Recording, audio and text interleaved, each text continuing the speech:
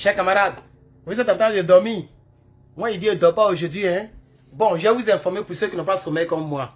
À l'Assemblée nationale, pendant que je vous parle, à l'Assemblée nationale, bon, ça s'est passé il y a quelques temps, hein, on peut dire 45 minutes, 30 minutes, voilà, et on m'a balancé la vidéo. Donc, il y a un débat crucial à l'Assemblée nationale du Sénégal.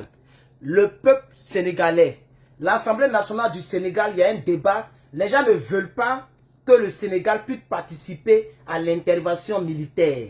Et donc, les députés sont en train de débattre. J'ai une courte vidéo où vous allez entendre donc le président de l'Assemblée nationale du Sénégal. Je crois bien, hein, c'est ce qu'on m'a dit. Hein. Moi, je ne maîtrise pas tout. Voilà, donc il est en train de donner son speech. Et je pense que vous allez détecter que le Parlement sénégalais n'est pas d'accord pour une attaque militaire. Donc, c'est-à-dire dans quelques heures, donc au Niger. Donc, je vais vous laisser écouter. Et puis, laissez-moi en commentaire. Dites-moi ce que vous pensez de la déclaration du président de l'Assemblée nationale, le Parlement sénégalais. Je vous remercie.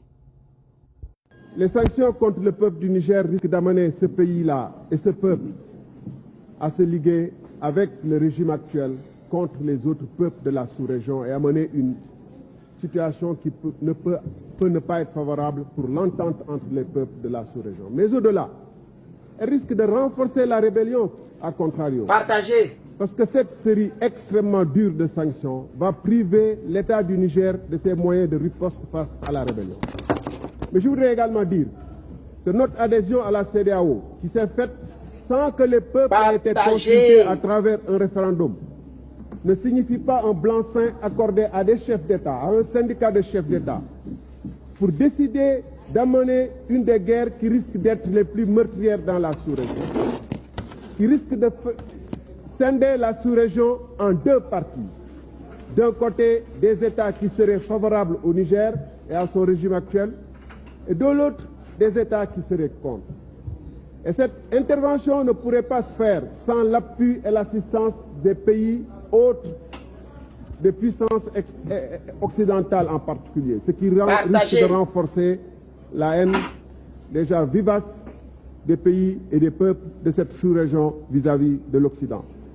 Alors, puisque nous en sommes à la deuxième session extraordinaire, mesdames, messieurs les députés, je pense qu'il est de notre responsabilité en tant que représentants du peuple de pouvoir se saisir de cette question. Il ne nous coûte rien d'en débattre.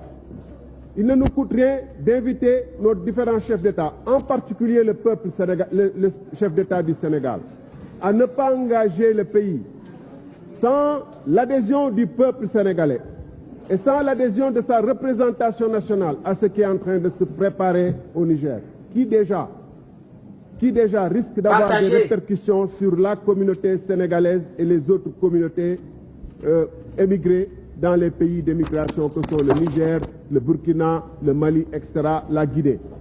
Nous sommes très nombreux en tant que Sénégalais présents dans ces pays-là.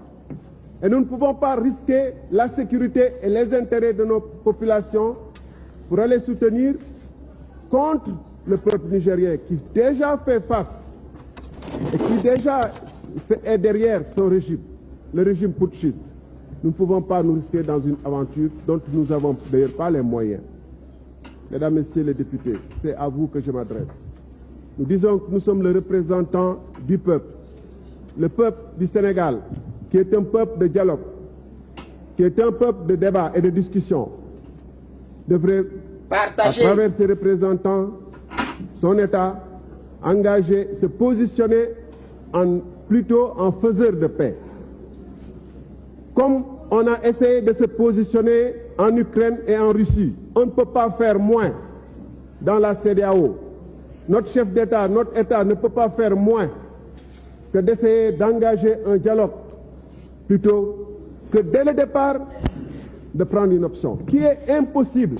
Parce que si le Nigeria demain, qui est champion du monde des coups d'État, si demain il y avait, on ne le souhaite pas, une telle situation, envisageons-nous d'aller faire l'aventure au Nigeria? Envisagerions-nous de faire cette aventure à la Côte d'Ivoire?